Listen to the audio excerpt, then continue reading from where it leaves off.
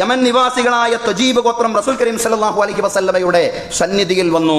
തജീബ് ഗോത്രം റസൂലുള്ളാഹി സ്വല്ലല്ലാഹു അലൈഹി വസല്ലമയുടെ സന്നിധിയിൽ വന്നു. യമനുകാരാണവർ. 13 പുരുഷന്മാരായിരുന്നു ആ സംഘത്തിൽ ഉണ്ടായിരുന്നത്. തജീബ് ഗോത്രത്തിൽ 13 ആണുങ്ങൾ ഉണ്ടായിരുന്നു. അവർ പ്രവാചകൻ സല്ലല്ലാഹു അലൈഹി വസല്ലമയുടെ അടുക്കൽ വന്നുകൊണ്ട് വിലപ്പെട്ട പല വിജ്ഞാനങ്ങളും പഠിച്ചു.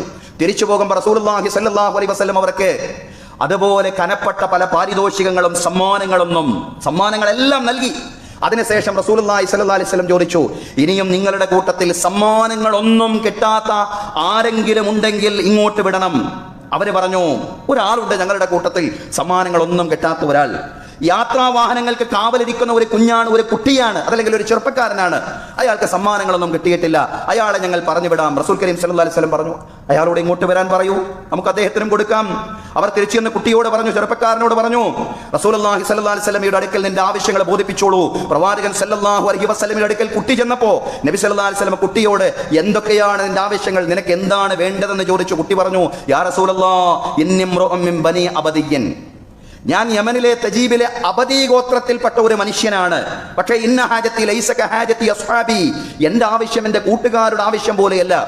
എന്റെ കൂട്ടുകാർക്കുള്ളതുപോലെ ദുരാഗ്രഹങ്ങളും അമിതമായ ആർത്തികളും ആവശ്യങ്ങളൊന്നും എനിക്കില്ല. എനിക്ക് നിങ്ങൾ ആകെ ചെയ്തു തരേണ്ട ഒരു കാര്യമുണ്ട്. അതെന്താ? അല്ലാഹു തആലാനോട് എനിക്ക് പുറത്തു തരാൻ വേണ്ടി നിങ്ങളൊന്ന് അള്ളാഹുവിനോട് ചോദിക്കണം.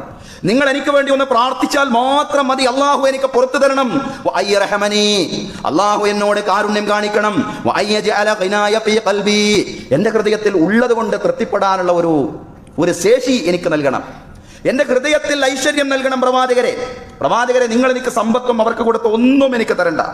ആകെ നിങ്ങൾ എനിക്ക് തരേണ്ടത് അള്ളാഹുവിനോട് പ്രാർത്ഥിക്കുക, എനിക്ക് പുറത്തു തരാനും എന്നോട് കരുണ കാണിക്കാനും എന്റെ ഹൃദയത്തിൽ ഹിനയെ ഐശ്വര്യത്തെ നിക്ഷേപിക്കുവാനും. അതല്ലാതെ എന്റെ കയ്യിലും എന്റെ പോക്കറ്റിലും ഐശ്വര്യം വേണ്ട, അത് ഞാൻ ചോദിക്കുന്നില്ല. പക്ഷെ എന്റെ ഹൃദയത്തിൽ ഐശ്വര്യത്തെ നിക്ഷേപിക്കാനാണ് നിങ്ങൾ അള്ളാഹുവിനോട് പ്രാർത്ഥിക്കേണ്ടത്. സഹോദരങ്ങളെ, റസൂലുള്ളാഹി സ്വല്ലല്ലാഹു അലൈഹി വസല്ലം അദ്ദേഹത്തിന് വേണ്ടി പ്രാർത്ഥിച്ചിട്ടുണ്ട്. പ്രവാചകൻ സ്വല്ലല്ലാഹു അലൈഹി വസല്ലം പ്രാർത്ഥിച്ചു, അല്ലാഹുമ്മ ഗ്ഫിർ ലഹു വർഹംഹു വജ്അൽ ഗിനാഹു ഫീ ഖൽബി. പടച്ച തമ്പുരാനെ, ഈ ചെറുപ്പക്കാരനെ നീ പുറത്തു കൊടുക്കണമേ, ഈ ചെറുപ്പക്കാരനോട് നീ കരുണ കാണിക്കണമേ, അയാളുടെ ഹൃദയത്തിൽ ഐശ്വര്യം നിക്ഷേപിക്കണമേ പടച്ച തമ്പുരാനെ. സഹോദരങ്ങളെ, മറ്റൊരു ഘട്ടത്തിൽ അബദീ ഗോത്രത്തിലെ ചില പ്രമുഖർ റസൂലുള്ളാഹി സ്വല്ലല്ലാഹു അലൈഹി വസല്ലമയെ കണ്ടുമുട്ടി. ഇതൊക്കെ കഴിഞ്ഞ് കുറെ കാലം കഴിഞ്ഞ് അബദീ ഗോത്രത്തിലെ ചില പ്രമുഖർ പ്രവാചകൻ സല്ലല്ലാഹു അലൈഹി വസല്ലമയെ കണ്ടുമുട്ടി. ഈ ഘട്ടത്തിൽ റസൂലുള്ളാഹി ആദ്യം അവരോട് ചോദിച്ചത് ആ കുട്ടിയെ സംബന്ധിച്ചാണ്. ആ കുട്ടിയെ സംബന്ധിച്ച് റസൂലുള്ളാഹി സ്വല്ലല്ലാഹു അലൈഹി വസല്ലം അവരോട് ചോദിച്ചപ്പോൾ അവർ പറഞ്ഞു, യാ റസൂലല്ലാഹ്, അല്ലാഹുവിന്റെ ദൂതരേ, മാ റഅയ്നാ മിസ്ലഹു ഖത്തു, അയാളെ പോലത്തെ ഒരാളെയും ഞങ്ങൾ കണ്ടിട്ടില്ല. അഖ്നഉ മിൻഹു ഫീമാ റസഖഹുല്ലാഹ്, അല്ലാഹു നൽകിയതിൽ ഏറ്റവും തൃപ്തി അടയുന്നയാളാണ് അയാൾ. അള്ളാഹു നൽകിയതിൽ ഏറ്റവും അധികം തൃപ്തി അടയുന്നയാളാണ് അദ്ദേഹം.